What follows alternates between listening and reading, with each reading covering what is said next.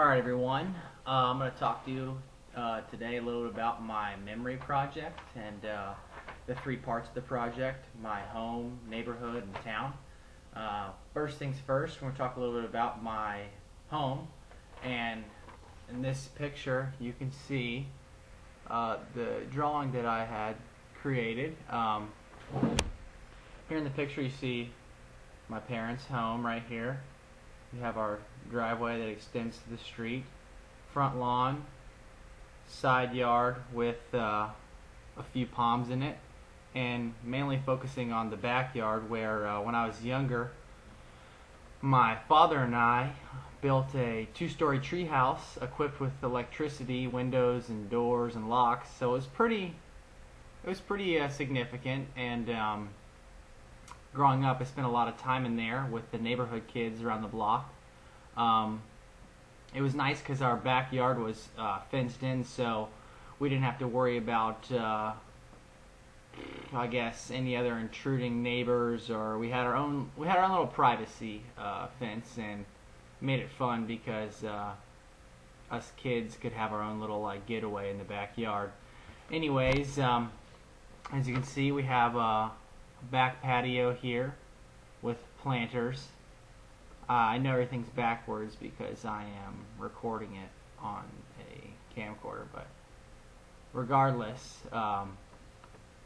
in our backyard we have a couple real nice live oaks. They're young, probably, I think they're, when I say young I mean like 20 years old, but they're really nice. We kept them trimmed up real well, and us kids from the neighborhood would always be climbing in these trees and getting scrapes and bruises and whatnot as we played our games and whatnot. We played a lot of paintball in my backyard and a lot of manhunt and whatnot. And then I was really into war movies, and like any young boy was. And my friends and I would always put together little war reenactments, and we'd use the tree house, and we'd equip it with booby traps and stuff like that, and just little things here and there that made the game more interesting.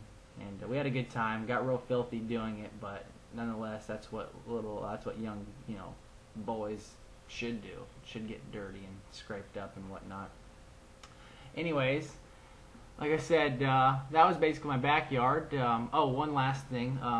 For a few years, we had some really tall pine trees that lined the perimeter of our backyard, and we actually made a 150-foot long zip line. It was the real deal. My father helped us put it together. We had it was 150 feet long, and where you launched, we had a 20-foot ladder tree stand where it was easy for people to get into this zip line, and it spun across the entire backyard of my parents' home. And we had that for a few years until my mom got tired of it, because we used one of the smaller fences in the backyard as a stopping point. We'd always grab it with our feet and use it to stop, and eventually the fence started bending over, so she had enough of that and she went and hacked it down one day. Anyways, had a lot of good fun with that.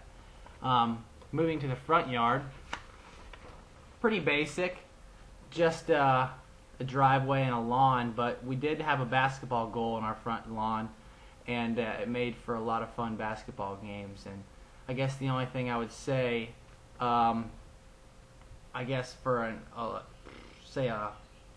not necessarily just a landscape architect, but any type of architect, when designing a yard, we used to have a very large live oak that sat right next to the driveway, and it was cut down many years ago because over time the roots had grown up through the driveway and had just destroyed the driveway, and there was cracks everywhere, and it was a mess. So we had that taken out. But I would definitely say know your plant material before laying concrete or any type of foundation, because things do grow, and especially live oaks, they will take over an area. And I would also say plant, I guess, area-specific turf. In some of the areas in the backyard, the turf grass establishment was a failure because they planted non-shade tolerant St. Augustine. So recently we switched to a Bahia grass that is definitely doing a lot better and is thriving in the backyard. Even though there are some shaded areas, it's still doing well because it's a much lower maintenance, much more shade tolerant grass. But anyways, that's basically it for my home. Now we can move to my neighborhood. My next drawing. Right here is my neighborhood. It's basically just a big circle, and as you can see, right here in the corner is my house, and us kids always used to play right here in the end lot. It was a vacant lot that, I mean, there's potential for a home to be built, but you know, there never has been because it's kind of crowded right here at the point where these two intersections converge. But it was pretty cool because there was a gopher tortoise that used to live here in this lot, and I don't know if he's still there today. I mean, I haven't been there in a while, but it was pretty cool when all us kids used to go there and play, and we'd always try to catch a glimpse of this gopher tortoise. And actually, right here across the street from my house used to be another empty vacant lot that had some nice sand hills in it and tons of palm trees. And it's kind of unfortunate they built a house right there because there was also a couple gopher tortoises that had a home there. But I guess when it came to developing, they got the short end of the stick. Who knows where they are today or if they're still alive. But regardless, it's kind of unfortunate because it was nice. It was a nice natural area. Granted, there were tons of sand spurs and us kids would get torn up. But I would definitely say when planning a project for any landscape architect, take into account the natural wildlife that have already, you know, staken claim on that area and try to accommodate them in your designs, and so that you can preserve the natural habitat as best as possible. Anyways, enough about my neighborhood. Let's move on to my town.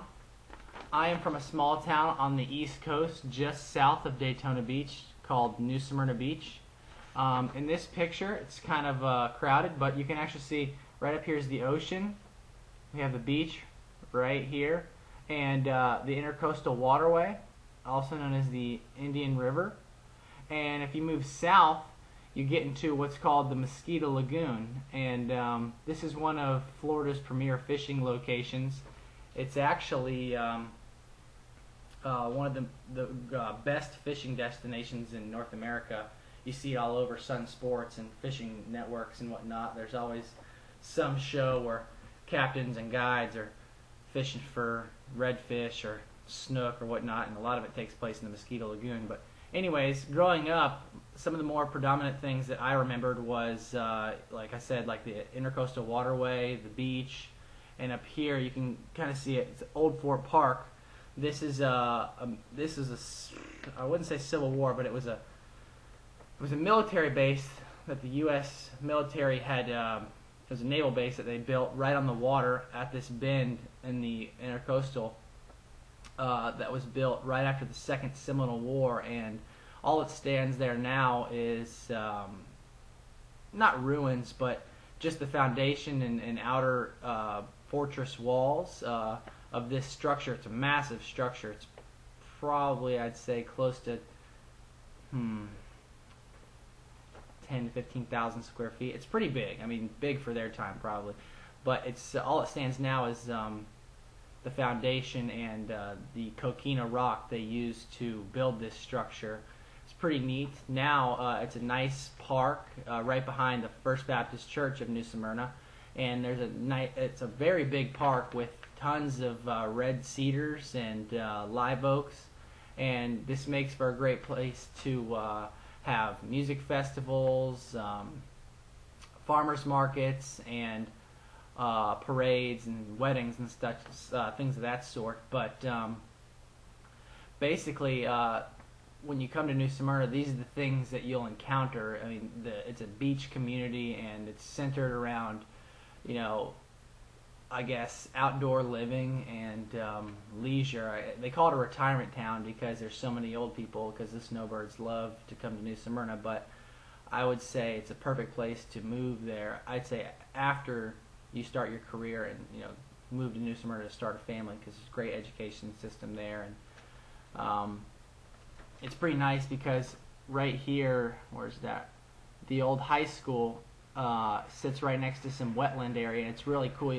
It's a real beachy themed school, and it's just really comforting. You just feel like home when you're there. But anyways, like I'm really fair skinned, so I tended to stay more in the intercoastal and do a lot more saltwater fishing inshore than lying on the beach because of my tendency to burn heavily. But basically, this is where I live and grew up. I'd say for any landscape architect that was planning on building a project here, that I would definitely take into account the natural history and beauty of this place and try to bring all those things into one and make a place that is very comforting to locals, because what's unique about this town is that the locals take a lot of pride in conserving the the past history of this area, and if you go there, there's a lot of nice things to look at.